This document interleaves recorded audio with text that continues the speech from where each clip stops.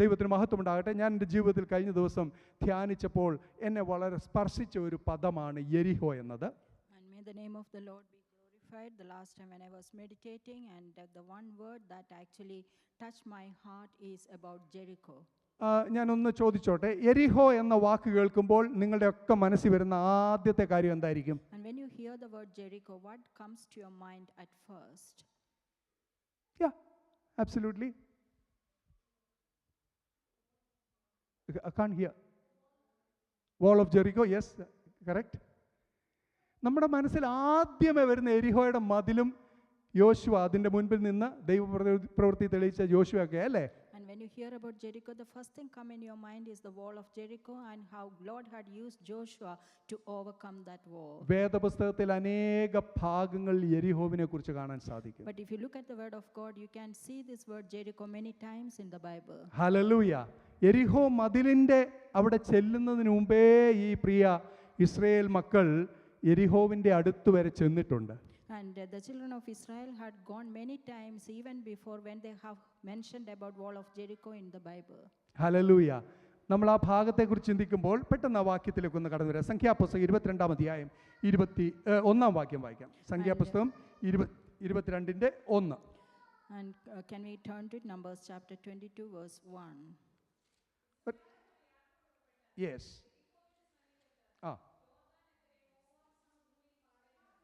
ആ വാക്ക് കേൾക്കുമ്പോൾ നിങ്ങൾക്ക് എല്ലാവർക്കും മനസ്സിലാകും, യെരിഹോവിന് സമീപത്ത് പക്ഷേ യോർദാൻ്റെ അക്കരെ പാളയമിറങ്ങി എന്ന് പറഞ്ഞു കഴിഞ്ഞാൽ 6,25,000-ലധികം പുരുഷന്മാർ, അല്ലെങ്കിൽ 20 വയസ്സുള്ള പുരുഷന്മാരുൾപ്പെടുന്ന ഒരു 30 ലക്ഷമോ 25 ലക്ഷമോ വരുന്ന ഒരു കൂട്ടം യെരിഹോവിൻ്റെ നേരെ അക്കരെ പാളയമിറങ്ങി. And when you read that verse, you understand that it was a multitude, more than 600,000 men or 30 lakhs people were near to the Jericho. യെരിഹോവിനും അവർക്കും ഇടയിൽ ഒരു നദി മാത്രമേ ഉള്ളൂ കേട്ടോ. Between Jericho and the ഈ പാളയം and the tent where they were in, and there was a river in between. ഞാൻ ആ ഭാഗത്തെക്കുറിച്ച് വളരെ ചിന്തിക്കേണ്ട ഒരു കാര്യമുണ്ടായി. കാരണം യെരിഹോവിനെ കുറിച്ച് കാണുമ്പോൾ പഴയ നിയമത്തിലും പുതിയ നിയമത്തിലും നമുക്ക് യെരിഹോവിനെ കാണാൻ കഴിയും. And you can see in both Old and New Testament about Jericho. യെരിഹോ പുതിയ നിയമത്തിലേക്ക് വരുമ്പോൾ നമ്മൾ കാണുമ്പോൾ ഒന്നാമത് നമ്മുടെ മനസ്സിൽ വരുന്നത് യെരുശലേമിൽ നിന്ന് യെരിഹോവിലേക്ക് പോയ ഒരു വ്യക്തിയെ കള്ളന്മാർ പിടിക്കപ്പെട്ട ആ നല്ല സമരിയാക്കാരൻ്റെ കഥയാണല്ലോ അല്ലേ? And when you come to New Testament, when you see Jericho is about when Lord was saying about that parable of the Good Samaritan who was treating that person who was going to Jericho. യെരിഹോവിലല്ലായിരുന്നു കള്ളന്മാർ, on the വേയില, വഴിയിലാണ് അവനെ പിടിച്ചത്. And we know the person was attacked on the way to Jericho. മാത്രമല്ല യെരിഹോവിനെ കുറിച്ച് പറയുമ്പോൾ വളരെ പ്രധാനമായിട്ട് മനസ്സിൽ വരുന്ന ഒരു കാര്യം എന്ന് പറയുമ്പോൾ, യെരിഹോവിലായിരിക്കുമ്പോഴാണ് സക്കായി എന്ന ആ വ്യക്തി കർത്താവിനെ കാണുവാനായിട്ട് അവിടെ ഇറങ്ങി വന്നത്, അല്ലെങ്കിൽ ആ മരത്തിൽ നിന്ന് കാട്ടത്തിൽ നിന്ന് താഴെ ഇറങ്ങി വന്നത്. And also the person called Zacchaeus who came to see Jesus, it was also in the place called Jericho. പക്ഷേ ഈ ആദ്യത്തെ അനുഭവം നമ്മളൊന്ന് ശ്രദ്ധിക്കാം. But if you come to the first experience, ഈ മോവാബിന്റെ സമഭൂമി എന്നാണ് ആ പ്രദേശത്തെ അറിയപ്പെടുന്നത്. and it was said about the plains of Moab. ഈ മോവാബിന്റെ സമഭൂമി എന്ന് പറയുമ്പോൾ നമുക്ക് മോവാബ് ആരാണെന്ന് അറിയാമല്ലോ. And when you say about the plain land, you know about Moab. ബെൻ അമ്മിയുടെയും ആ മകനായ മോവാബ് എന്ന് പറയുന്ന വ്യക്തി തന്നെ ദൈവാലയത്തിൽ ഒരു കാരണവശാലും അടുപ്പിക്കാൻ കഴിയാത്ത രീതിയിൽ ശാപഗ്രസ്തരായി പോയവരാ. And we know Moabites, they were cursed and they were not even supposed to come near the church. അവരുടെ മാതാവ് ചെയ്ത തെറ്റായ പ്രവൃത്തി നിമിത്തം തലമുറ ശാപമേറ്റുവാങ്ങിയപ്പോൾ, Because their mother had gone through wrong ways, that is why they were cursed. അതിൽ നിന്ന് മടങ്ങി വരാൻ മനസ്സുണ്ടായിരുന്നെങ്കിൽ ദൈവം പ്രവർത്തിച്ചേനേം, പക്ഷെ അങ്ങനെ വന്നില്ല. But they didn't have a heart to repent and come back. If they had that kind of heart, God would have definitely forgiven them. അതിന് പകരം ചെയ്യുന്നത് എന്താണെന്ന് അറിയാമോ? And instead of that, what they had done? ഈ Moab രാജാവായിരിക്കുന്ന വ്യക്തി ഈ ആളുകൾ ഇവിടെ ഇങ്ങനെ പരന്നപ്പോൾ അവരെ ശപിക്കുവാൻ വേണ്ടി ആളിനെ വിളിച്ചു വരുത്തുക ചെയ്യുന്നു. And you know what the king had done when the people had feasted in that land of Moab, and king actually called people and they started cursing them. അതാണ് 2-3 വാക്യങ്ങളിൽ നമ്മൾ കാണുന്നത്. And that is what you see in the verse 2 and 3. അമോര്യരോടും മറ്റുമൊക്കെ ഈ വന്ന ജനത വഴി വന്ന സമയത്ത് അവർ ചെയ്ത കാര്യങ്ങളൊക്കെ കേട്ട് കഴിഞ്ഞപ്പോൾ, ഇദ്ദേഹം അറിഞ്ഞു കഴിഞ്ഞപ്പോൾ അദ്ദേഹത്തെ പറ്റി പറയുന്നൊരു വാക്ക് പരിഭ്രമിച്ചു എന്നാണ്. And you can see that the people were really get worried when or distressed when they had heard this. അവര് മോവാബ് രാജാവും മോവാബ് ജനതയും പരിഭ്രമിച്ചു പോകുന്ന ഒരു അനുഭവം. And you can see in verse 3, both king and the people in Moab, they all were distressed. അവിടെ Midian അല്ലെങ്കിൽ അബ്രഹാമിൻ്റെ തന്നെ മൂന്നാമത്തെ ഭാര്യയായിരുന്ന കെത്തൂറ, സാറ മരിച്ചു കഴിഞ്ഞ് തൻ്റെ ഭാര്യയായിരുന്ന കെത്തൂറയിലുണ്ടായ മകനാണ് മിദ്യാൻ. ആ മിദ്യാനും മോശയുമായിട്ട് ഒരു ബന്ധമുണ്ട്. മിദ്യാനിൻ്റെ കൊച്ചു മകളായ സിപ്പോറയാണ് മോശയുടെ ഭാര്യയായിരിക്കുന്നതും. And the Midianites actually came from the third wife of Abraham after Sarah has died, and they have a relation again with Moses and his. പക്ഷേ ഇവിടെ നമ്മൾ കാണുന്ന ഒരു കാര്യം, മിദ്യാന്യ പ്രഭുവായിരുന്ന റഘുവേലിൻ്റെ ഒക്കെ ഒരു കാലം കഴിഞ്ഞ്, അല്ലെങ്കിൽ ആ മോശയുടെ അമ്മായപ്പന് ശേഷമുള്ള ചില മിദ്യാന്യ പ്രഭുക്കന്മാരോട് ഈ മോവാബ് രാജാവ് ആലോചിക്കുന്ന ഒരു കാര്യമാണ്. And we can see the king of Moab is actually having counseling with other people over there. നാലാമത്തെ വാക്യം നോക്കാം. And if you come to verse 4, അവിടെ ഇങ്ങനെ കാണുന്ന, കാള വയലിലെ പുല്ല് നക്കിക്കളയുന്ന പോലെ ഈ കൂട്ടം നമ്മുടെ ചുറ്റുമുള്ള എല്ലാവരെയും നക്കിക്കളയുമെന്ന് പറഞ്ഞു. and you can see how ox lick the grass of the field, same way this people or this company will lick up all the people around us. നിങ്ങളുടെ കുഞ്ഞുങ്ങൾക്ക് എത്ര പേർക്ക് അത് കണ്ടിട്ടുണ്ടെന്ന് അറിയത്തില്ല. ഞങ്ങളുടെയൊക്കെ ചെറുപ്പത്തിൽ ഒരു ഈ പുല്ല് തിന്നുന്ന, ആ കാള പുല്ല് തിന്നുന്ന കണ്ടിട്ടുണ്ട്. അതിൻ്റെ കംപ്ലീറ്റ്, ഇനി ഭൂമിയുടെ അടി അതിൻ്റെ വേര് മാത്രമേ, അല്പം മാത്രമേ കാണത്തുള്ളൂ. അതുപോലെ നല്ല ഉയർന്നു നിൽക്കുന്ന പുല്ലുകളെയൊക്കെ പെട്ടെന്ന് ഇത് തീർത്ത് കളയുന്നത് കാണാൻ And സാധിക്കും. you may know about when ox start eating the grass, they won't leave anything on the ground. You can see only the roots of that grass. നമുക്ക് പിന്നെ ഈ ലോൺ മോവറൊക്കെ ഉണ്ട്. അന്നത്തെ കാലത്ത് ലോൺ മോവർ വേണ്ട ഒരു കാള അങ്ങ് വിട്ടാൽ മതി, അത് മുഴുവൻ അങ്ങ് തീർത്തു തരുമായിരുന്നു. And these days to clear up our garden we use lawn mower, but that days we use ox and they leave them into the garden so that it can eat up every grass. Moab രാജാവ് മാത്രമല്ല, മോവാബ്യ പ്രഭുക്കന്മാരും മിദ്യാന്യ പ്രഭുക്കന്മാരോട് പറയുന്ന വാക്കാണ്, ഇങ്ങനെ ഒരു നാശമാണ് നമ്മുടെ ദേശത്തുണ്ടാകാൻ പോകുന്നത്. It is not just the king of Moab or the elders of Midian, and they were all saying about the same kind of distress they were having against the Israel. അപ്പോൾ അതുകൊണ്ട് എന്താ ചെയ്യേണ്ടത്? So what they have to do? അവരെ നമുക്ക് ഇല്ലായ്മ ചെയ്യാൻ പറ്റുമോ? So what they have decided, or they thought that can we demolish these people or children of Israel? ആഗ്രഹം അതാണെങ്കിലും നടക്കത്തില്ല. Although they had that kind of wish, it will not happen. പക്ഷെ ഒരാളുണ്ട്, But there is one person, ഒരു വ്യക്തി അവിടെ വലിയ പ്രവാചകനാ. and there is one person who was a prophet, അദ്ദേഹത്തെ വിളിച്ചു കഴിഞ്ഞു കഴിഞ്ഞാൽ അദ്ദേഹം പ്രവചിക്കുന്ന അച്ചട്ടാണ്. and they know that if they call that prophet and if he prophesies against them, then it will definitely happen. നീ വന്ന് ഈ ജനത്തെ എനിക്ക് വേണ്ടി ശപിക്കണമെന്ന് അദ്ദേഹം പറയുന്നത്. And they called that prophet and said that you come and curse for me to this people. അഞ്ചാം വാക്യം നോക്കാം. Can we turn to verse 5? അവിടെ ഇങ്ങനെയാ പറയുന്നത്, നീ വന്ന് എനിക്ക് വേണ്ടി ഈ ജനത്തെ ശപിക്കണമേ, അവർ എന്നേക്കാൾ ഏറ്റവും ബലവാന്മാരായിരിക്കൊണ്ട് പക്ഷേ അവരെ തോൽപ്പിച്ച് ദേശത്ത് നിന്ന് ഓടിച്ചു കളയുവാൻ എനിക്ക് കഴിവുണ്ടാകുമായിരിക്കും. And say he tells Balak that you come and curse these people because they are very mighty and I can't really tell them to go. പക്ഷേ ഒരു കാര്യമുണ്ട്, But there is one thing. ഈ വ്യക്തി ദൈവസന്നിധിയിൽ സമർപ്പിച്ചായിരുന്നെങ്കിൽ, But if that person submitted himself unto God, ഈ വ്യക്തി അവരെങ്ങനെയാ വന്നതെന്നുള്ള കാര്യം അറിഞ്ഞിരുന്നെങ്കിൽ, and if he knew that how these people had come to that plain ഈ land, ജനത്തെ മിസ്രയീമിന്റെ പിടിയിൽ നിന്ന് കർത്താവ് ഇങ്ങോട്ട് കൊണ്ടുവന്നതെന്ന് തിരിച്ചറിഞ്ഞിരുന്നെങ്കിൽ, and if he knew that the Lord himself had delivered them from Egypt, ഈ ബിലെയാം അങ്ങനെ കടന്നു വന്ന് പ്രവചിക്കത്തുമില്ലായിരുന്നു.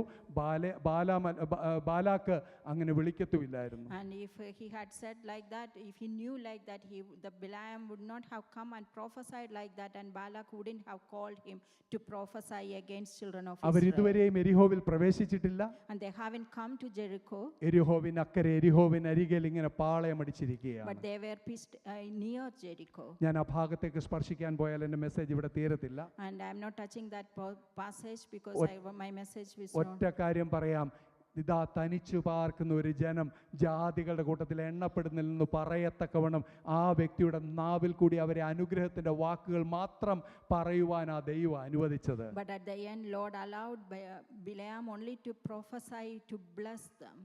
ഈ എരിഹോവിൻ്റെ അടുത്ത് വന്ന ആദ്യത്തെ അനുഭവം അവർക്ക് ശാപമായി തീരാവുന്ന അനുഭവമായിരുന്നു. And the first experience when they came to near Jericho was something like, it might have come as a curse on them. യോർദാൻ കടക്കുക പോലും വേണ്ട, പക്ഷെ അതിനു മുമ്പേ തന്നെ അവർ ഇല്ലാതായി പോകാമായിരുന്നു. And they don't have to even cross Jordan. Before that itself, they would have got demolished. Israel മക്കളുടെ സ്വഭാവത്തിന്റെ സവിശേഷത കൊണ്ട് അവരുടെ പിറുപിറുപ്പൊക്കെ കാരണം അവർക്കത് ദോഷമായി തീരാൻ വേണമെങ്കിൽ, Because all the children of Israel were again speaking against Lord, and all those things could have gone against them. പക്ഷെ കനിവ് കാണിക്കുന്ന ദൈവം, കരുണയുള്ള ദൈവം അവൻ്റെ നാവിനെ ശാസിച്ചു. അവൻ്റെ നാവിൽ നിന്ന് ശാപം വരാതെ വേണം ആദ്യത്തെ എരിഹോവിൻ്റെ അനുഭവത്തെ അനുഗ്രഹമാക്കി തീർത്തു. But our Lord, who has mercy and who was long patient, and he didn't actually let Bileam to curse them. Instead, he asked him to bless them.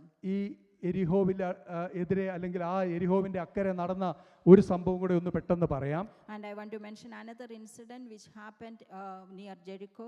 26-ാം അധ്യായത്തിന്റെ 51-ാം വാക്യത്തിലേക്ക് വരുമ്പോൾ, And if you come to chapter 26 verse 51, അവിടെ കാണുന്നുണ്ട് Israel മക്കളിൽ എണ്ണപ്പെട്ട ഇവർ 6,01,730 പേര്. and you can see they were numbered, the children of Israel were 600,000 and 1,730.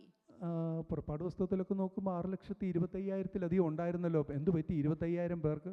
And you might have read in the beginning like there were more than 625,000 people, and what happened to the rest? നമുക്ക് അതിൻ്റെ ആദ്യം തൊട്ടുള്ള ഭാഗങ്ങൾ മുഴുവൻ വായിക്കാൻ സമയമില്ലെങ്കിലും ഞാൻ ഇവിടെ not ചെയ്തിട്ടുണ്ട്. അതിൻ്റെ ആദ്യം മുതലുള്ള ഭാഗങ്ങൾ നോക്കുമ്പോൾ ഓരോ ഗോത്രത്തിലുമുള്ളവരെ നോക്കുമ്പോൾ 6,01,730 പേരായിരിക്കുമ്പോൾ ലേവ്യ ഗോത്രത്തിൽ 23,000 പേര് കൂടെ ഉണ്ട്.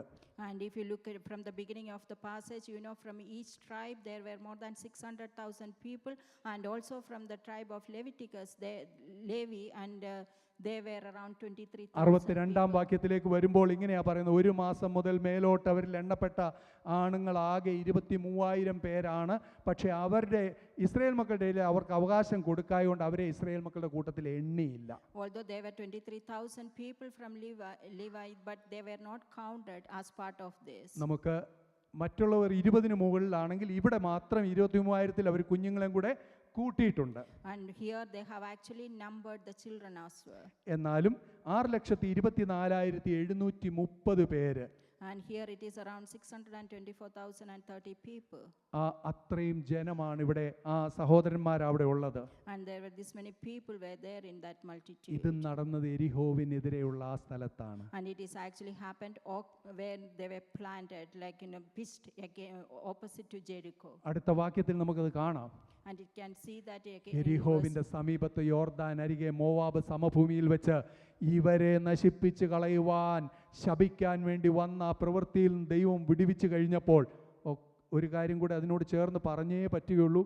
23,000 ലേവ്യര് അവിടെ എണ്ണപ്പെടുമ്പോൾ ഒരു 23,000 പേര് തങ്ങളുടെ തെറ്റ് നിമിത്തം, അല്ലേ ദൈവാസ, തെറ്റ് നിമിത്തം മാറ്റപ്പെട്ടു പോയവരുമുണ്ട്.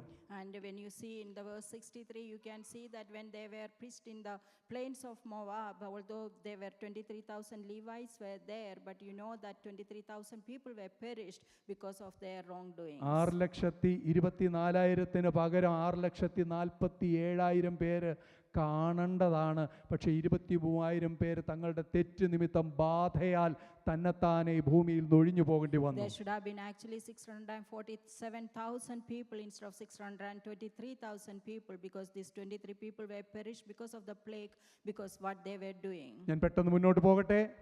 34-ാം അധ്യായത്തിലേക്ക് കടന്നു വരുമ്പോഴത്തേക്ക് നമുക്ക് കാണാൻ സാധിക്കും, ഈ എരിഹോവിന്റെ അരികിൽ വെച്ചാണ് 2.5 ഗോത്രത്തിന് അവരുടെ ദേശം അവകാശമായിട്ട് കൊടുക്കുന്നത്. And when it come to chapter 34, you know that out of these people near Jericho, 2.5 tribes, they have actually claimed the place that they have supposed to Sinai മരുഭൂമിയിൽ വെച്ച് കർത്താവ് തന്റെ ജനത്തിന് കൽപ്പനകൾ തന്റെ ദാസനായ മോശെ മുഖാന്തരം കൊടുത്തു കഴിഞ്ഞ് ചില നാളുകൾക്ക് ശേഷം, അതായത് ഏകദേശം 38 വർഷങ്ങളോളം കഴിയുന്നു വേണമെങ്കിൽ നമുക്ക് കരുതാം, ഇവിടേക്ക് കടന്നു വരുമ്പോൾ നമുക്ക് കാണാൻ സാധിക്കുന്നുണ്ട്, ഇതേ മോവാബ് സമഭൂമിയിൽ എവിടെ ശാപം കേൾക്കേണ്ട സ്ഥലത്ത്, ഏറ്റവും പ്രശ്നങ്ങളായി നശിച്ചു പോകേണ്ട സ്ഥലത്ത്, പുതുതായി എണ്ണപ്പെട്ട സ്ഥലത്ത് ദൈവം അവർക്ക് കൽപ്പനകളും വീണ്ടും കൊടുക്കുകയാണ്. And we know that in Sinai, Moses had received the commandments from Lord. Now you can see that again, Lord is giving them commandments in the same place. 36-ാം അധ്യായം 13-ാം വാക്യത്തിലേക്ക് വരുമ്പോൾ, And when you come to chapter 36, verse 13, ആ വാക്യത്തിന്റെ പ്രത്യേകത സംഖ്യാ പുസ്തകത്തിന്റെ അവസാന വാക്യമാണ്.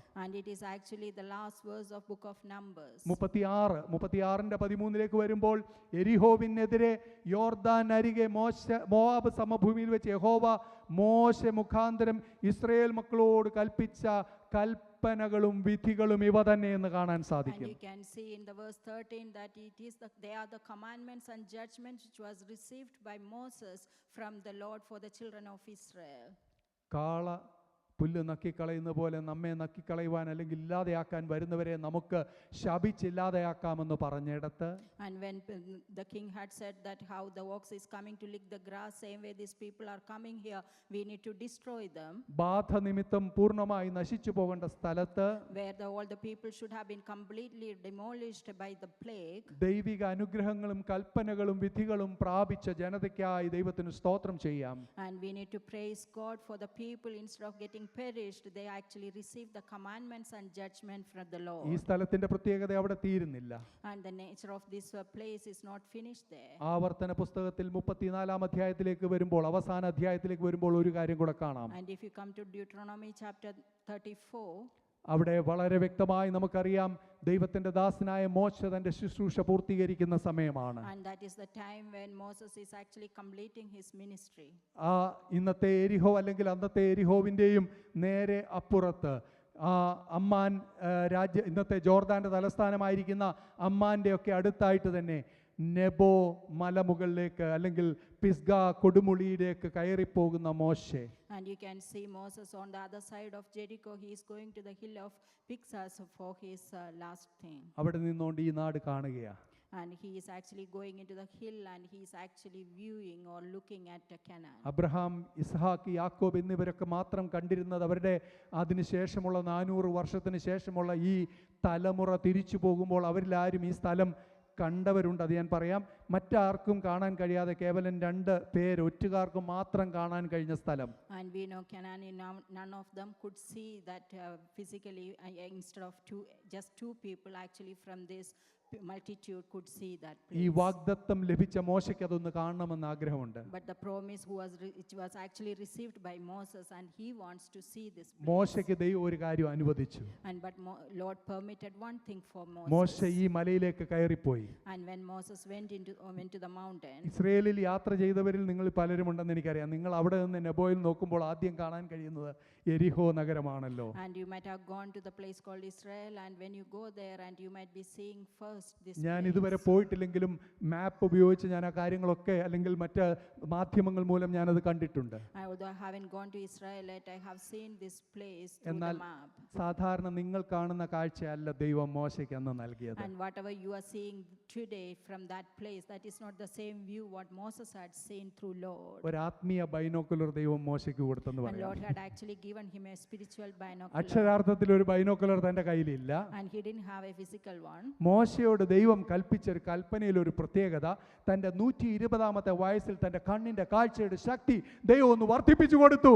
And one thing we need to see, that Lord actually increased the eyesight of Moses when he was 120 years. ഈന്ത നഗരമെന്നാണ് എരിഹോവിനെ അന്ന് അറിയപ്പെടുന്നത്. And the name of Jericho was city of palms. City of ആ Palms. ഈന്ത നഗരത്തിന്റെ പ്രത്യേകത എന്ന് പറഞ്ഞു കഴിഞ്ഞാൽ ഫലഭൂയിഷ്ടമായ ഈന്തപ്പഴങ്ങൾ നിറഞ്ഞ വളരെ മനോഹാരിതയുള്ള അടച്ചുറപ്പിച്ച ഒരു പട്ടണം. Because why it is called City of Palms? Because it was full of dates and it was very beautiful. ഒരാൾ അതിന്റെ 34-ന്റെ വാക്യം വരെ ഒന്ന് വായിക്കാൻ പറ്റുമോ? Can someone read Deuteronomy chapter 34 verse 1 to 4? സ്തോത്രം. ആ യെസ്. ആ ആ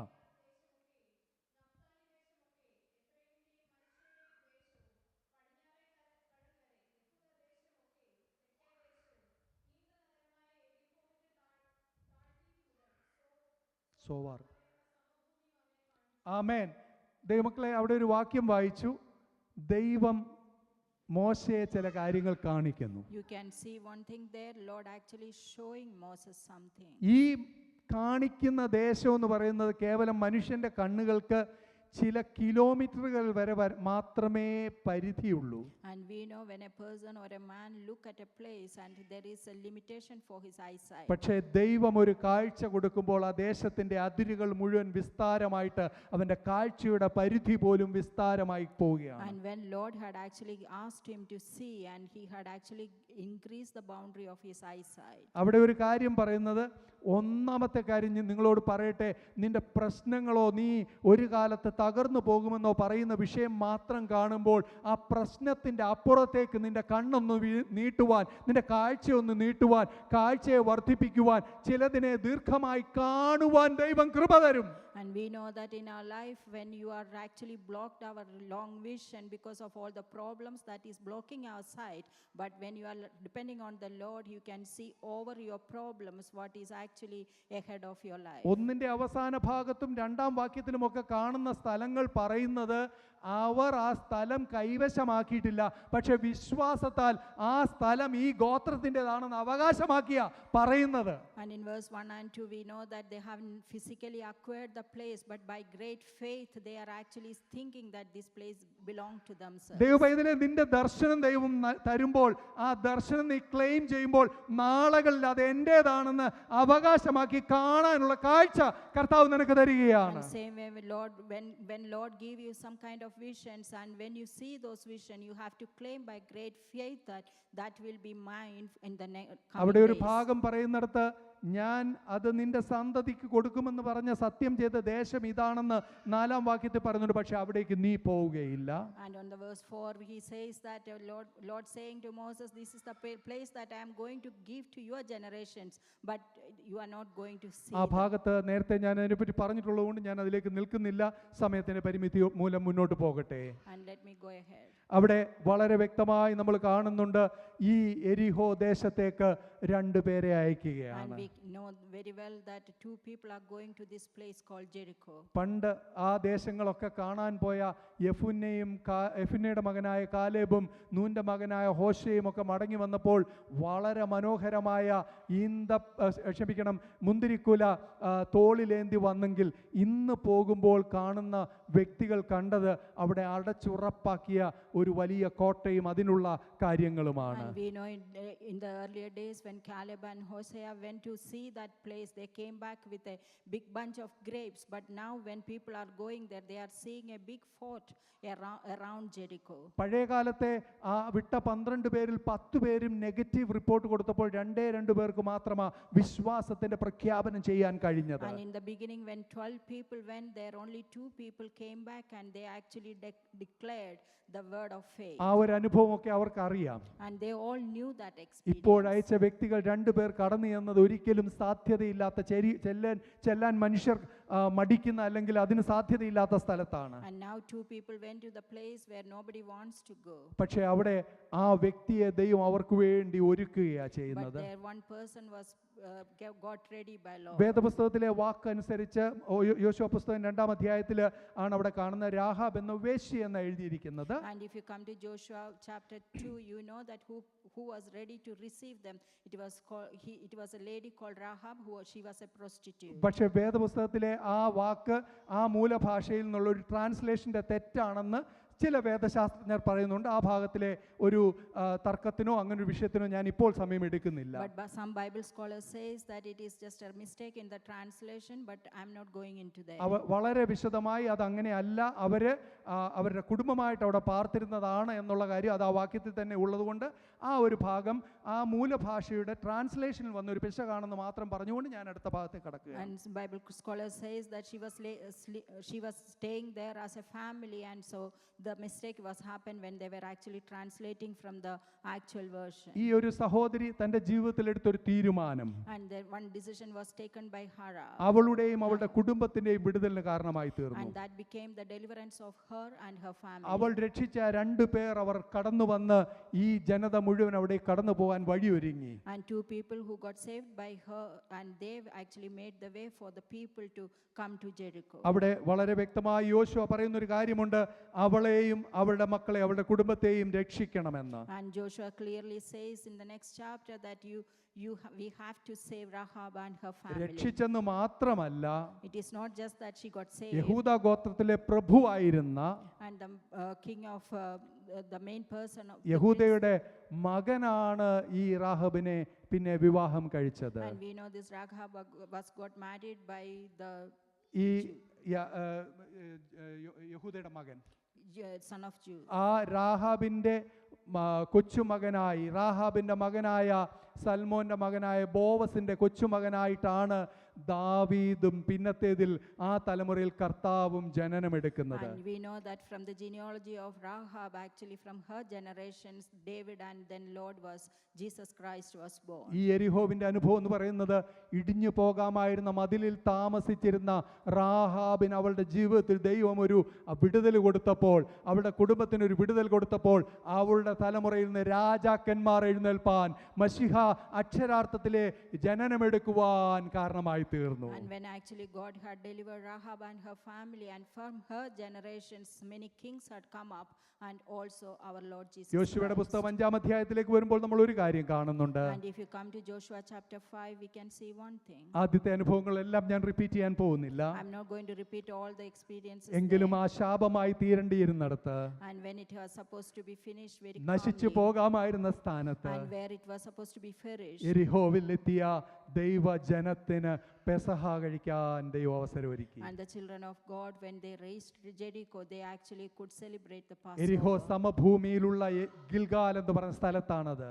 And it was actually in the plain land of Gilgal. യോശുവ 5:10 ഇങ്ങനെയാ കാണുന്നത്, സന്ധ്യാസമയത്ത് അവർ ഗിൽഗാലിൽ വെച്ച് യെരിഹോ സമഭൂമിയിൽ വെച്ച് പെസഹ കഴിച്ചു. And if you come to Joshua chapter 5 verse 10, you can see that the children of Israel encamped in Gilgal, and they kept the തൊട്ടടുത്ത Passover. വാക്യത്തിൽ ഒരു വലിയ അത്ഭുതം കൂടെ നടക്കുകയാണ്. And in the next verse we can see another miracle happen. അതുവരെ അവർക്ക് സ്വർഗീയ ഭോജനമാ കിട്ടിക്കൊണ്ടിരുന്നത്. Until then they used to get the food from heaven. പെസഹ കഴിച്ച് കർത്താവിനോടുള്ള കൂട്ടായ്മ അല്ലെ വിടുതലിന്റെ സാക്ഷ്യം പ്രസ്താവിച്ചു കഴിഞ്ഞ് പിറ്റേ ദിവസം ദേശത്തിലെ വിളവ് കൊണ്ടുള്ള ഭക്ഷണം അവർ കഴിക്കുക. And what happened is, after they have celebrated the Passover, from the next day onwards they actually started eating the corn from the land. അവർ ദേശത്തെ വിളവ് അനുഭവിക്കുന്നിടം വരെ അവർക്ക് മന്ന ലഭിച്ചു. And until they received the harvest from the land, they used to receive manna from heaven. അവരപ്പവും മലരും തിന്ന് ആരോഗ്യം പ്രാപിച്ചപ്പോൾ പിന്നത്തേതിൽ അവർക്ക് സ്വന്തം ദേശം, ലഭ്യമാക്കപ്പെട്ട ദേശത്തുള്ള ഭക്ഷണം ഉണ്ടെന്ന് ദൈവം ഉറപ്പ് വരുത്തിയിട്ട് സ്വർഗീയ ഭോജനം നിന്നുപോയെന്ന 12-ാം വാക്യം പറയുന്നത്. And if you read verse 12, we know that until Lord confirmed that they can have the harvest from the land, until then Lord had given them food from heaven. Hallelujah. മാത്രമല്ല ഈ എരിഹോ സമഭൂമിയിൽ അവിടെ തന്നെ എരിഹോവിൻ്റെ തൊട്ടു മുമ്പിലാണ് ദൈവത്തിൻ്റെ പ്രത്യക്ഷത യോശുവയ്ക്ക് സർവ്വസൈന്യാധിപനായി തന്നെത്താൻ വെളിപ്പെടുത്തുന്നത്. And also we know that in land of Jericho only Joshua actually saw Lord. 5:14 നമ്മൾ ഇങ്ങനെ കാണുന്നു, നീ ആരുടെ പക്ഷത്തുള്ളവൻ എന്നാണ് ചോദിക്കുമ്പോൾ ഞാൻ യഹോവയുടെ സൈന്യത്തിൻ്റെ അധിപതിയായി വന്നിരിക്കുന്നെന്ന് And പറയുകയാണ്. you can see in Joshua chapter 5 verse 14, Lord had said that I have come as the captain of the host of Lord. ദൈവിക സൈന്യത്തിൻ്റെ അധിപതിയായ അത് ദൂതനോ യഹോവയുടെ ദൂതനോ ആരായിരുന്നാലും അത് ദൈവത്താൽ സംഭവിച്ച ദൈവിക ആ പ്രത്യക്ഷത, ദൂതന്റെ പ്രത്യക്ഷതയാണെങ്കിൽ അങ്ങനെ കർത്താവ് കൊടുത്തത് ഇതേ എരിഹോവിന്റെ മുൻപിലാ. And it doesn't matter whether it was an angel or it was Lord himself. Actually Lord had actually made him visible in front of Joshua. ആ എരിഹോവിനെ കുറിച്ച് 6-ാം അധ്യായത്തിൽ വിശദമായിട്ടുണ്ടെങ്കിലും അതൊന്നും പറയുന്നില്ല. എബ്രായ ലേഖനത്തിൽ പറഞ്ഞൊരു വാക്കുണ്ട്, എബ്രായർ 11:30 ഇങ്ങനെയാ കാണുന്നത്, വിശ്വാസത്താൽ അവർ 7 ദിവസം ചുറ്റി നടന്നപ്പോൾ എരിഹോവിന്റെ മതിൽ ഇടിഞ്ഞു വീണു. And we know in the next chapter of Joshua we can see the detail of Jericho, but if you come to Hebrews chapter 11 verse 30, we can see that by faith they walked 7 times around Jericho, and the walls of Jericho fell മതിൽ down. ഇടിഞ്ഞു വീണ് അകത്തോട്ട് വീണാലും പുറത്തോട്ട് വീണാലും നാശനഷ്ടം ഉറപ്പാണ്. And we know that the wall, if it falls backward or forward, then there will be lot of lost. 1 metre ഉയരമുള്ള മതിൽ മാത്രമാണേ പോലും അതിന്റെ റബിൾസ് അല്ലെങ്കിൽ അതിന്റെ അവശിഷ്ടങ്ങൾ അവിടെ വലിയ പ്രശ്നങ്ങൾ ഉണ്ടാക്കും. Even if the height is just 1 meter, meter, if it falls backward or forward, it can actually destroy many things. ചരിത്രത്തിൽ ഇങ്ങനെയാണ്, യെരിഹോവിൽ ആ സമയത്ത് ഒരു വലിയ ഭൂകമ്പം ഉണ്ടായെന്നാണ് പറയുന്നത്. പക്ഷേ ഏത് ഭൂകമ്പമാണെങ്കിലും എൻ്റെ ദൈവം ഒരുക്കിയ ഭൂകമ്പമാണത്. അതിൻ്റെ ഒരു പ്രത്യേകത, ആ മതിൽ അതേപടി ഭൂമിയിലേക്ക് ഇരുന്നു. ഇസ്രായേൽ മക്കൾ നടന്നതിലേക്ക് കയറിയെന്നാണ് And പറയുന്നത്. in the history, if you see, like Stotram. they have mentioned that there was an earthquake in Jericho, but whatever it is, like it didn't fall forward or backward, it is actually sunk into the earth itself, so that the people of Israel could walk over those walls. ആ ദൈവവചനത്തിലെ വിഷയങ്ങളെ അതേപടി വിശ്വസിക്കാൻ പറ്റാത്ത ശാസ്ത്രജ്ഞന്മാരോ അല്ലെങ്കിൽ ചരിത്രകാരന്മാരോ ഒക്കെ അവർക്ക് ഇഷ്ടമുള്ള പോലെ കാര്യങ്ങൾ എഴുതും കേട്ടോ. And the people who doesn't want to believe what is written in the word of God, the scientists or whoever it is, they can have their own versions.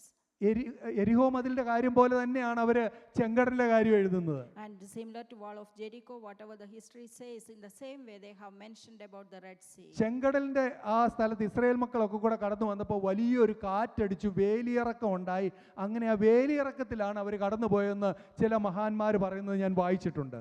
And if you look at the history, and some scholars, scientists say that when they had come in front of the Red Sea, there was a big wind or the strong wind. That is the reason that the place was എങ്ങനെയായിരുന്നാലും ഈ രണ്ട് ഭാഗത്തെ വെള്ളത്തെ വിഭാഗിച്ച് നിർത്തുവാൻ തക്ക കാറ്റടിപ്പിപ്പാൻ ശക്തിയുള്ള ആ വേലിയിറക്കം ഇറക്കിയ ദൈവത്തിനായി സ്തോത്രം. Although the people say that there was a tide or something, but it doesn't matter what they say, but we know that this water was parted in both sides, and it was standing like a wall, so that the children of Israel could walk through the dry land. യോർദാൻ നദിയെ Adam പട്ടണത്തിനരികെ വരെ ചിറ പോലെ നിർത്തത്തക്കവണ്ണം ഒരു മതിൽക്കെട്ട് പോലും ഒരു കല്ല് പോലും കെട്ടാതെ അതിനെ നിർത്തുവാൻ കഴിവുള്ള എൻ്റെ ദൈവത്തിൻ്റെ കാറ്റിനായി സ്തോത്രം. And I want to praise God for the wind or the storm that he had sent, so that the water can stand like a wall on both sides, so that the children of Israel could pass through Jordan. Hallelujah. നമ്മുടെ ജീവിതത്തിൽ നമ്മുടെ പ്രശ്നങ്ങൾ നമ്മുടെ മുൻപിലുള്ളത് അതേത് കാര്യമായാലും അതിനെ മാറ്റിത്തരുന്ന നമ്മുടെ plan അനുസരിച്ചല്ല, നമ്മുടെ ഇഷ്ടം അനുസരിച്ചല്ല. ദൈവം ഒരു വഴി ഒരുക്കുമ്പോൾ അവയെ നമുക്ക് വേണ്ടി ഒരുക്കി തരുന്നത് എന്താണെന്ന് തിരിച്ചറിയാൻ നമ്മുടെ അകക്കണ്ണൊന്ന് തുറക്കണം. And in the same way, in our life, we may have different kind of problems or obstacles in our life. Instead of looking at your own plan, you have to submit to the Lord, because he has the best way to solve any kind of problems that you have. Israel മക്കൾ ഇന്ന് പാർക്കുന്ന ആ Canaan നാട്, അല്ലെങ്കിൽ ഇന്നത്തെ ആ Israel എന്ന് പറയുന്ന ഒരു ചെറിയ രാജ്യമാണ്. And we know the Israel, where the children of Israel is staying now and they are living now, it is a very small country. നിങ്ങൾക്ക് മനസ്സിലാകാൻ വേണ്ടി ഒരു കാര്യം പറയാം. നമ്മുടെ കാസർഗോഡ് മുതൽ മലപ്പുറം വരെയുള്ള ആ ഒരു മലബാർ പ്രോവിൻസിന്റെ അത്രയും മാത്രമേ ഉള്ളൂ Israel. In order for you to understand, it is just a small place back in Kerala. It is like a Malabar province. പക്ഷേ ഈ രാജ്യത്ത് എത്ര രാജാക്കന്മാരുണ്ടായിരുന്നു അറിയാമോ? And in this small place, do you know how many kings were there? അറിയാമോ? Do you know how many kings were in Israel? 7 പ്രത്യേക ജാതികളെ കുറിച്ച് നമ്മൾ അവിടെ വായിക്കുന്നുണ്ട്. And we know about 7 different kinds of Gentiles over there. കനാന്യർ, ഹിത്യർ, ഹിവിയർ, ഗിർഗസ്യർ, പെരിസ്യർ, അമോര്യർ, അങ്ങനെയുള്ള പലരുടെ കാര്യം നമ്മൾ വായിക്കുന്നുണ്ടല്ലോ. And we know the 7 different kinds എന്നാൽ of people there. ഈ കനാന്യരും പെരിസ്യരും ഒക്കെ ആയിരിക്കുന്ന ഈ 7 ജാതികൾക്ക് 31 നാട്ടുരാജാക്കന്മാർ അവിടെ ഉണ്ടായിരുന്നു. And for all these 7 kind of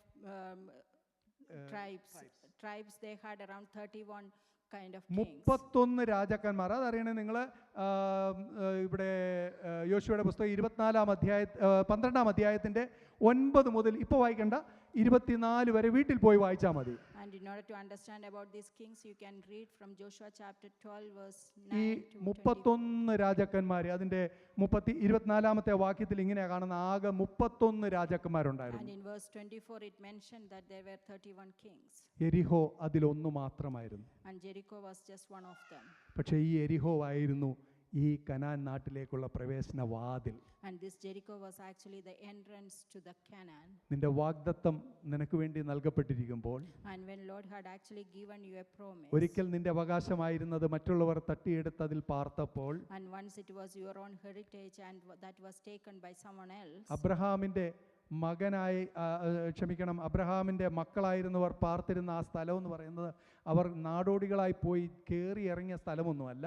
And when children of Abraham, where they were staying there, it was actually, they Mac- were the habitats over there. മക്പേല ഗുഹ ഉൾപ്പെടുന്ന ആ സ്ഥലം 400 വെള്ളിക്കാശിന് ഹിത്യനായ എഫ്രോനോട് പണം കൊടുത്തു വാങ്ങിയ ഒരു ആധാരവും തൻ്റെ കയ്യിലുണ്ട്. And he actually bought that cave from the people, and it is actually been taken by Abraham. അപ്പോൾ ഈ അവകാശ സ്ഥലത്തിലേക്ക് അവർ മടങ്ങിപ്പോവുകയാണ്. And they are actually coming back to their own heritage. ഈ എരിഹോവിൽ ഒരു ബൈബിൾ സ്കൂളും ഉണ്ടായിരുന്നു. And it is their own inheritance, and actually there was a Bible ഈ school. Bible school എങ്ങനെയാണ് ഉണ്ടായത്? And how that Bible school started? ഈ എരിഹോവിലെ Bible school നടത്തിയിരുന്നത് ഏലിയ പ്രവാചകനാണ്. And it was started by Elijah. ഏലിയാവിൻ്റെ പ്രവാചക ശിഷ്യന്മാർ പാർത്തിരുന്നത് എരിഹോവിലും ബേഥേലിലുമുള്ളത് നമുക്ക് വചനത്തിൽ അറിയാം. And the disciples of Elijah were actually lived in Jericho and their surrounding ഒരിക്കൽ places. ഇസ്രായേൽ മക്കൾ കടന്നു വന്ന അതേ വഴിയിലൂടെ ഏലിയാവ് ഒരു തിരിച്ചുപോക്ക് പോകുന്നത് നമുക്ക് കാണാൻ And we സാധിക്കും. know that the way the children of Israel came to Jericho, and the same way Elijah once went കർത്താവ് back. തന്നെ എടുത്തുകൊള്ളപ്പെടാനായിട്ട് പ്ലാൻ ചെയ്തിരിക്കുന്നുള്ള ദൂത് ലഭിച്ചപ്പോൾ അദ്ദേഹം ഒറ്റയ്ക്ക് പോകാൻ ആഗ്രഹിച്ചത് അദ്ദേഹം ഇവിടെ വന്ന് എരിഹോവിൽ നിന്ന് അക്കരെ കടക്കുന്നത് നമുക്കറിയാം. And we know that when Lord was actually planning to take Elijah to heaven, and he was actually passing through Jericho. പക്ഷേ എരിഹോവിൽ വന്നപ്പോൾ തൻ്റെ ശിഷ്യനായിരിക്കുന്ന തൻ്റെ കൂടെ ശുശ്രൂഷ എടുക്കുന്ന താൻ ഉത്തരവാദിത്വം കൈമാറുന്ന പ്രവചന ശുശ്രൂഷ മാത്രമല്ല തൻ്റെ ഈ ഉത്തരവാദിത്തങ്ങളെല്ലാം ഏൽപ്പിക്കുന്ന എലീശയോട് ഇവിടെ പാർക്കാൻ പറഞ്ഞു. And Elijah actually, before handing over all the things to Elisha, he actually asked Elisha to stay in this Jericho. പക്ഷേ അദ്ദേഹം അവിടെ ഇരിക്കുന്നില്ല. But Elisha was not ready for that. ഞാൻ ഇല്ല യജമാനെ, ഞാൻ അങ്ങയുടെ കൂടെ വരും. And he said that, Master, I'll come with you. താൻ കടന്നു പോകുമ്പോൾ അദ്ദേഹം പറയാതെ പറയുന്നൊരു കാര്യമുണ്ട്. And when they were going to through Jericho, Elijah was saying this. ഞാൻ ഈ യോർദാൻ കടക്കാൻ പോവുകയാണ്. And I'm going to pass through cross യോർദാനിലേക്ക് this Jordan. ചെന്നിട്ട് അദ്ദേഹം പറഞ്ഞില്ല. And he didn't say that. അദ്ദേഹം യോർദാന്റെ മുമ്പിൽ ചെന്ന് നിന്നു. And he came in front of Jordan. തന്റെ മുൻപിലുള്ള യോർദാനെ തന്റെ കയ്യിലുള്ള പുതപ്പ് കൊണ്ട് ദൈവിക കൽപ്പനയാൽ താൻ വിഭാഗിക്കുകയാണ്. And he is actually using the cloak in his hand, and with the help of the Lord, and he is actually parting Jordan. അദ്ദേഹം അതിനുശേഷം ഇവിടോട്ട് വരുമെന്ന് ഒരിക്കലും ഉറപ്പില്ല. And he doesn't have any kind of idea that he is going to come back. എടുത്തുകൊള്ളപ്പെടുമെന്ന ആലോചന ലഭിച്ച വ്യക്തിയാണ്. Because he had that counsel that he is going to be taken to the heaven. പക്ഷെ അങ്ങോട്ട് പോകുമ്പോൾ ഏലിയാവ് തുറന്ന എന്ന് പറഞ്ഞാൽ ഏലിയാവിൽ കൂടെ തുറക്കപ്പെട്ട ഒരു വഴിയുണ്ട്. And because there was a way which was opened by Elijah. തിരിച്ചു വരുമ്പോൾ ആ വഴി തുറക്കുമോ എന്ന് ഇനി ഉറപ്പില്ല. And when he comes back, the way may not have been opened. അതെന്താ ഏലിയാവേ, മോശയിൽ കൂടി അല്ലെങ്കിൽ യോശുവയിൽ കൂടി ജനം ഇക്കരെ കടന്ന ഈ സ്ഥലത്തേക്ക് വീണ്ടും എന്തിനാ ഒരു തിരിച്ചുപോക്ക്? Why, Elijah, you are going to the same place where actually Moses and all of the മോവാബിന്റെ people came സ്ഥലത്തേക്ക് back? എന്തിനാ ഒരു യാത്ര? Why you are going to the place where all the children of ചില Israel came സമയങ്ങളിൽ back? കർത്താവ് അയക്കുന്നിടത്ത് പോയേ പറ്റുള്ളൂ കേട്ടോ. Sometimes you need to go to a place where Lord is sending you. പക്ഷെ മോവാബിലേക്ക് ഇറങ്ങിപ്പോയ എലീമേലെക്കിനും കുടുംബത്തിനും പറ്റിയത് എന്താണെന്ന് നമുക്കറിയാം. And we know what happened to the family of Elimelech when they went to the എലീശായെ plain അങ്ങനെ of പോയി പൂർണ്ണമായി Moab. നഷ്ടമാകാൻ പോകരുത്. And you shouldn't be going there and so disappear. പക്ഷേ എലീശ ഏലിയാവിൻ്റെ കൂടെ അവിടെ പോയി ആദ്യത്തെ വിഭജിക്കൽ നടക്കുമ്പോൾ ഏലിയാവിൻ്റെ ശുശ്രൂഷയിലാണ് നടന്നെങ്കിൽ ഏലിയാവിൻ്റെ ദൈവം എവിടെയെന്ന് ചോദിച്ചുകൊണ്ടാണ് തിരിച്ചു താൻ മടങ്ങി വരുന്നത്. And Elijah actually parted the Jordan while going, and when Elisha coming back, he is asking where the Lord of Elijah. വാഗ്ദത്ത നാട്ടിലേക്ക് പോയി അതിൽ നിന്ന് മടങ്ങിപ്പോകണമെന്നല്ല ആ സന്ദേശം നമുക്ക് It നൽകുന്നത്. doesn't give you a message that you need to come back from your promised land. ഒരിക്കൽ ഇതേ മോവാബ് സമഭൂമിയിൽ വെച്ച് ഒരു വിശുദ്ധനെ ദൈവം തൻ്റെ അടുത്തേക്ക് ചേർത്തിട്ടുണ്ട്. And we know in the same plain of Moab, there was another saint who was taken by Lord. ദൈവം മോശയെ അടക്കിയതുകൊണ്ട് അത് ഏത് സ്ഥലമാണെന്ന് ഇന്നും തിരിച്ചറിയത്തില്ല. Because Lord had actually buried Moses, we don't know which place it is. ആ ശരീരത്തെക്കുറിച്ചുള്ള വാദമുണ്ടായത് യൂദയുടെ ലേഖനത്തിൽ നമുക്ക് വായിക്കാൻ കഴിയും. And although there were different kind of interpretation about that, പക്ഷെ ആ ഭക്തനെ കുറിച്ച് ഇങ്ങനെയാ പറയുന്നത്, കർത്താവ് നിന്നെ ഫലിക്കട്ടെ എന്ന് പറയാൻ മീഖായേലിനെ ദൈവം അവന് വേണ്ടി നിർത്തി.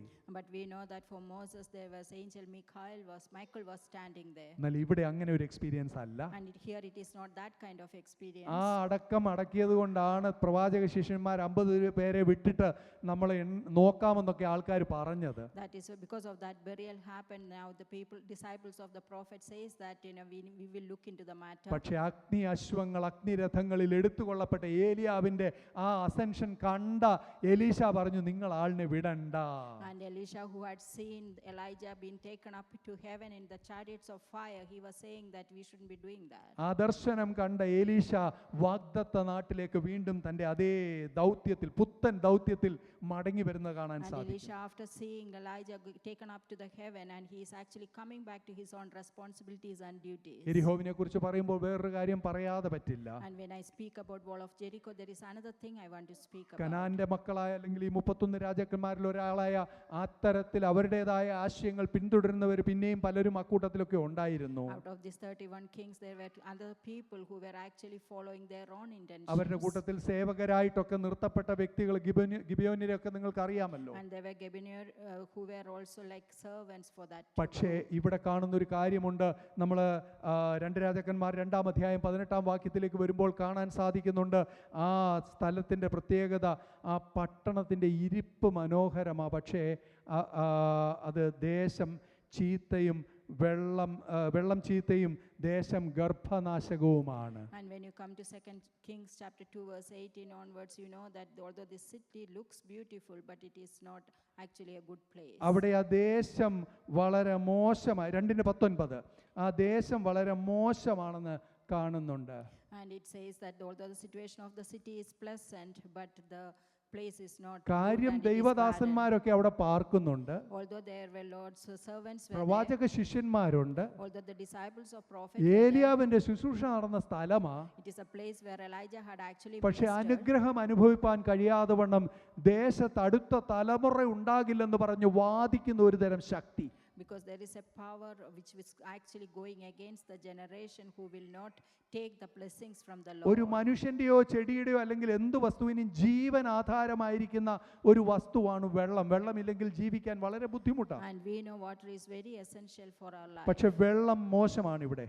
And the water is not good over ആ here. യെരിഹോവിലെ ദേശത്തിലെ ഈ ശാപത്തെ മാറ്റുവാൻ ദൈവം തന്റെ ദാസനെ ഉപയോഗിക്കുന്ന കാണാൻ And we സാധിക്കും. know that the curse on that Jericho, it was actually being removed, and the Lord had used Elisha for that. എനിക്ക് യെരിഹോവിനെ പറ്റി ദൈവസന്നിധിയിൽ ഞാൻ ധ്യാനിച്ചപ്പോൾ കണ്ട അനേകം കാര്യങ്ങൾ എടുത്തു പറയാനുണ്ട്. And there were many things I have seen and in my visions when I was meditating about the wall of Jericho. പക്ഷേ ഒരു കാര്യം എന്നെ വളരെ സ്പർശിച്ചു. And there is one thing actually touched me. ഈ യെരിഹോവിൽ ദൈവമക്കൾ അനേകർ വാസം ചെയ്ത സ്ഥലമായിട്ട് മാറിയപ്പോൾ And when this Jericho became a place where so many children of God were living there, ഈ യെരിഹോവിൻ്റെ ആ സ്ഥലത്ത് താമസിച്ച ജനം പിന്നെ പ്രവാസികളായിട്ട് ബാബേലിലേക്ക് പോയവരുമുണ്ട്. and we know there were many people from this place of Jericho, they got exiled to Babylon. പക്ഷേ എരിഹോ എന്ന പേരുള്ള ഒരു വ്യക്തി അല്ലെങ്കിൽ എരിഹോവിൽ വാസം ചെയ്യുന്നവർ തൻ്റെ മക്കള് ഏകദേശം ഒരു 345 പേര് ആ മതിലിൻ്റെ പണിക്ക് വേണ്ടി ഇടിഞ്ഞു കിടന്ന മതിലുകളെ പണിയുവാൻ വേണ്ടി ദൈവം ഉപയോഗിച്ചു. But we know that out of this multitude, Lord had used 345 people